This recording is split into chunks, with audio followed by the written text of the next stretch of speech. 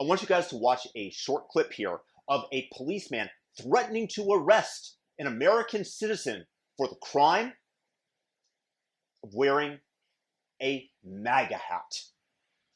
What will happen if I do not take my hat off? If you refuse, you're going to be arrested and taken to jail. If I don't take my hat off? You're going to be fingerprinted and processed. Actually, you're not going to be taken. You're not going to be taken to jail. You're going to be fingerprinted and released. But I'll be arrested though. Yes. For wearing a hat that says "Make America Great Again." That's correct. This is a complete violation of our First Amendment. We Americans, we have the right, granted by our Bill of Rights, to wear whatever we believe suits us, however we choose to express ourselves. We can do this in beautiful ways. Maybe we wear a shirt representing the sacrifices of Mother Teresa. Or maybe we wear the symbol of a vile hate group, like a Nazi swastika, or perhaps a communist fist. You know that communism killed more people around the world than any other ideology, and yet there are still people that are communist curious or wish to replicate this? And let's give this policeman the temporary benefit of the doubt and assume that perhaps it was around the school, where perhaps political expression is not allowed. Do you think, speaking of the communist fist, that had this individual been wearing a Black Lives Matter hat, that the policeman would have gone after him?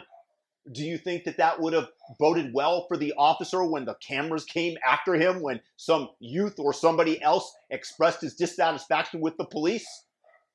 I think the answer is likely no. Odds are, given the preferential treatment that we see from social media censors to the honoring of Black Lives Matter rallies by the healthcare community, stating that public health benefits from their expression, while at the same time, in the midst of the pandemic, both of these, condemning protesters in Michigan opposed to Gretchen Whitmer's authoritarian lockdowns and wishing to rally for their rights, and the media stating that these people should be convicted of perhaps attempted murder for endangering public health, given the fact that these both happened in the midst of a pandemic. The officer in question here is a demonstration of how the Nazis took over Germany. I'm just going to keep my head down. I'm going to enforce laws that I know go against the rights of my fellow citizens. But I have a family to support. I have a job to keep. And I'm going to bow to those who are in charge and in power. Slowly but surely, people keep going along with these totalitarian edicts, those which they know violate the rights of others, until the precedent has been set and the totalitarians seize control over the reins of power. And that is why we need to stand up loudly and often and say no, niet, no thank you, nein, comrade, to disobey their edicts which infringe upon our Bill of Rights, to mock and confront those who would gleefully employ them and strip them from us. And why? Because otherwise we're going to end up as Australia has, where you have to have a good excuse in order to leave your house in the midst of this pandemic. Or maybe Canada, where a comedian was fined $70,000 for joking to a patron in his crowd and making fun of him who was disabled.